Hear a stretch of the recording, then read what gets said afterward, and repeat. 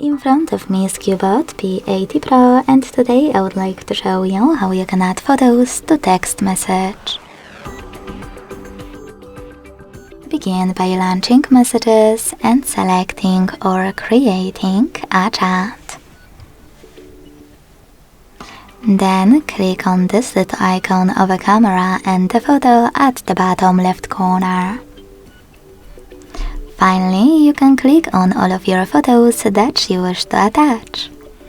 If you can't find them here, you need to click on Folders and look for them in your Gallery app.